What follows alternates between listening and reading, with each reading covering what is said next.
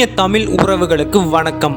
கல் தோன்றி மண் தோன்றா காலத்திலேயே வேலோடு முன் தோன்றிய வேந்தன், தமிழைப் போல என்றென்றும் இளமை குறையாத முத்துக்குமரன், குன்றிருக்கும் இடமெல்லாம் குமரன் இருப்பான் என்பதை உணர்த்தும் குறிஞ்சி நிலத்தின் சேயோன். இவன் பெயரை சொன்னாலே உடம்பில் முறுக்கேற வைக்கும் கடம்பன்.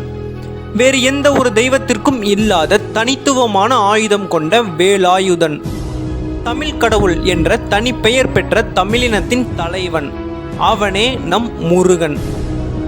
இந்த வீடியோல நம் தமிழ் கடவுள் முருகன் பற்றிய மறைக்கப்பட்ட பல சுவாரஸ்யமான வரலாற்று உண்மைகளை தெரிஞ்சுக்கிறதுக்கு முன்னாடி நம்ம ரிலாக்ஸ் வித் மீடியா யூடியூப் சேனலை மறக்காம சப்ஸ்கிரைப் பண்ணிக்கோங்க. அழகு என்ற சொல்லுக்கு முருகன் என்பதற்கிணங்க முருகன் என்ற பெயரை பிரித்தால் முருகு கூட்டல் அன் என பிரியும். முருகு என்றால் அழகு, அதாவது தமிழ் என்ற சொல்லும் 3 எழுத்து, முருகு என்ற சொல்லும் 3 எழுத்து.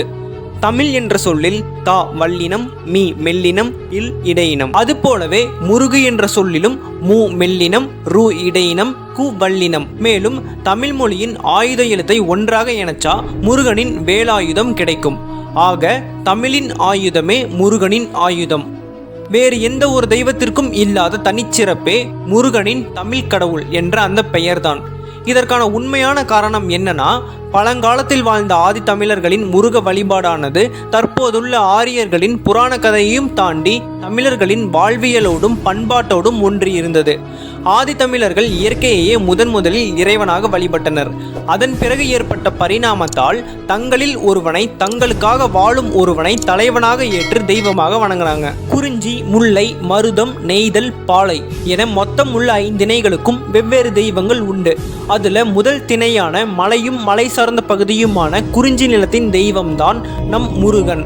முருகனின் தோற்றத்தை சற்று ஆராய்ந்து பார்த்தாலே குறிஞ்சி நில மக்களின் வாழ்க்கை முறையும் அவர்களின் பண்பாடும் நமக்கு தெரிய வரும். முருகன் தன் கையில் ஏந்தியுள்ள வேலானது குறிஞ்சி நில வேட்டுவ மக்களின் ஆயுதம்.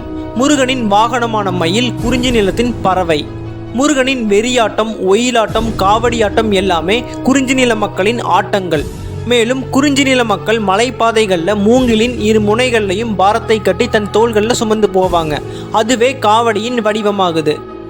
ஆதி தமிழ்குடியின் தலைவனாகவும் குறிஞ்சி நிலத்தின் தெய்வமாகவும் இருப்பதினால் மயில், வேல், காவடி உள்ளிட்ட குறிஞ்சி திணையின் கருப்பொருட்கள் அனைத்துமே முருகனையும் சார்ந்த கருப்பொருளானது. தன் மக்களை பாதுகாத்து அவர்களை வழிநடத்தி பசியை போக்க வேட்டையாடியும், அவ்வாறு வேட்டைக்கு போகும்போதோ அல்லது அவர்களை பாதுகாக்கும் போதோ எதிர்பாராத விதமாக வீர மரணம் அடைந்த தங்களில் ஒருவனாக வாழ்ந்த தலைவனை ஆதி தமிழர்கள் நடுகள் எழுப்பி தெய்வமாக வழிபட்டதாக அடலருந்தருப்பின் என்ற புறநானூற்று பாடல்ல குறிப்புகள் இடம்பெற்றிருக்கு.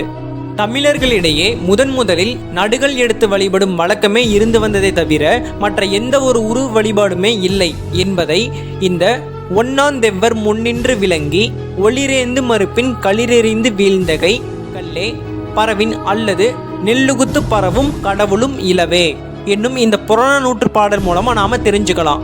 அதாவது அழிக்க நினைக்கும் பகைவர்களோட எதிரே நின்று அவர்களோட படையெடுப்பை எதிர்த்து போரிட்டு உயர்ந்த தந்தங்களையுடைய யானைகளை கொண்டு போரில் தானும் வீழ்ந்து தன் மக்களை பாதுகாக்கும் தலைவனை தவிர நெல் தூவி வழிபடுவதற்கு வேறு எந்த ஒரு கடவுளும் இல்லை என்பதுதான் நடுகள் வழிபாட்டு முறையே தமிழர்களின் முதல் உருவ வழிபாடு. அதன் வழியே முருகனையும் தம் முன்னோராக வழிபட்டிருக்காங்க. அதன் பிறகு குன்றிருக்கும் இடமெல்லாம் குமரனுக்கு கோவிலை கட்டி வழிபட்டு வராங்க. முருகனின் 6 படை வீடுகளாக கோவில் எடுத்து வணங்குறாங்க. இவ்வாறு மலையும் மலை சார்ந்த பகுதியான குறிஞ்சி நிலத்துல முருகனுக்கு கட்டப்பட்ட கோவில்களுக்கு பேரு தான் கந்தக்கோட்டம். பின்னர் நாட்கள் கடந்து செல்ல காலப்போக்கில் முருகன் குறிஞ்சி நில மக்கள் மட்டுமின்றி தமிழர்கள் எல்லோரோட மனதிலும் குடிக்கொண்டு பரவலாக வழிபட்டு வர பெருந்தெய்வம் ஆகிறான். அது மட்டும் இல்லாம வேறு எந்த ஒரு தெய்வத்திற்குமே இல்லாத தமிழ் கடவுள் என்ற தனிச்சிறப்பையும் பெறுகிறான். பழங்காலத்தில் நடுகள் வழிபாட்டையும் தாண்டி கந்து வழிபாடு என்பது இருந்து வந்தது. அதற்கு ஆதாரமாக சாலுவன் குப்பத்தில் உள்ள பழங்கால முருகன் கோவிலை நாம சொல்லலாம். ஏன்னா 2004ஆம் ஆண்டு ஏற்பட்ட சுனாமியால் மண்ணுக்கடியில புதையுண்டு கிடந்த முருகனின் வேல் போன்ற கந்துவானது வெளிப்பட்டது. பல கட்ட அகழ்வாராய்ச்சிக்கு பின்னர் அது சங்க காலத்தில் தமிழர்களால் வணங்கப்பட்ட கந்து என்னும் உண்மை உலகுக்கு தெரியுது. அதன் பிறகு பல்லவர் காலத்தில் தமிழர்களின் சிற்பக்கலை மேன்மையடைஞ்ச பிறகுதான் தற்போது நாம் வணங்கி வர முருகனின் திருவுருவம் கிடைக்குது. அதிலும் குறிப்பாக பல்லவர்களின் சோமஸ்கந்தர் சிற்பத்துக்குனே தனிச்சிறப்பு இருக்கு. தமிழ்நாட்டில் ஏற்பட்ட பௌத்த மற்றும் சமண மதங்களின் தாக்கத்தால் மக்கள் பலரும் துறவரம் ஏற்று சன்னியாசியாக போயிட்டு இருக்காங்க. பல்லவர்களின் சோமஸ்கந்த சிற்பத்தில் சிவன் பார்வதிக்கு நடுவுல முருகன் சிறு குமரனாக எழுந்தருளியிருப்பாரு. இதன் மூலமா பல்லவர்கள் இந்த உலகத்துக்கு எடுத்துரைக்கிறது என்னன்னா, அனைத்திற்கும் ஆதியான சிவபெருமானே தன் மனைவி குழந்தைகளுடன் இல்வாழ்க்கை வாழும்போது நீங்கள் மட்டும் துறவரம் ஏற்று என் வாழ்க்கையை வீணடிக்கிறீர்கள் என்பதுதான். முருக வழிபாடானது தோன்றிய காலத்தை யாராலுமே கணக்கிட முடியாது. அந்த அளவுக்கு மனித இனத்தின் துன்ப காலத்தோட சேர்ந்தது. தொல்காப்பியத்திலும் சங்க இலக்கியங்களிலும் முருகன் சேயோன் என வழங்கப்படுகிறான். சங்க இலக்கியங்கள்ல குறிஞ்சி நிலம் என்றாலே தலைவனும் தலைவியும் கூடி சந்திக்கும் கூடலுக்குரிய இடம்தான். இந்த நிலையில தலைவியை சந்திக்க தலைவன் வராததுனால தலைவி உடல் மெலிந்து போகிறாள். தன்னுடைய மகளுக்கு ஏதோ பேய் பிடிச்சிருச்சுன்னு எண்ணி சாமியாடியை வரவழைச்சு பேய் ஓட்டுகிறாள் அவளுடைய அம்மா. அவ்வாறு தலைவியை குணப்படுத்த சாமியாடியாக வந்தவன் தான் வேலன். வேலன் என்பவன் குறிஞ்சி நில தலைவனான சேயோனின் பூசாரி. சேயோனை தன்னுள் வரவழைத்து சாமியாடி வேலன் ஆடும் ஆட்டமே வெறியாட்டம். தெய்வம் ஏறி ஆடல் என்னும் இந்த சடங்கு மனிதன் இறைவனை கண்டறிந்த காலத்திலிருந்தே தற்போது வரை நடைமுறையில் இருந்து வருது. ஆக முருக வழிபாடு என்பது தமிழர்களின் ஆதி காலத்திலிருந்தே இருந்து வருது. சங்க காலத்தின் இறுதியில தமிழ்நாட்டில் நுழைந்த பிற மதங்களால் முருகன் அதிக அளவில் தத்தெடுக்கப்பட்டான்.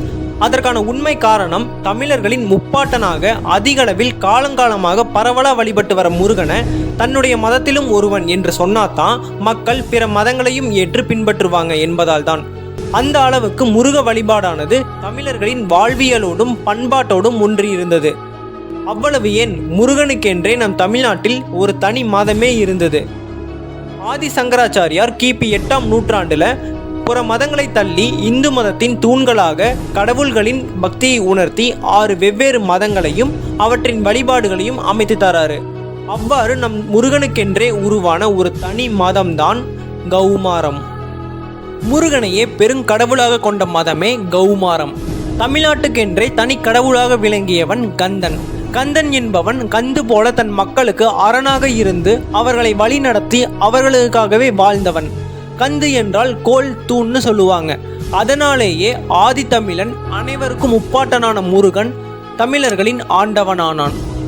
சங்க இலக்கியங்கள்ல கடவுள் பற்றிய பல்வேறு குறிப்புகள் இருந்தாலும் அந்த கடவுளையே பாட்டுடை தலைவனாக வைத்து பாடிய முதல் நூல்தான் திருமுருகாற்றுப்படை. துயரத்திலும் மன வருத்தத்திலும் இருக்கும் மக்கள் தன்னுடைய தலைவனிடமோ அரசனிடமோ சென்று அவரிடம் ஆறுதல் பெறுவதே ஆற்றுப்படை.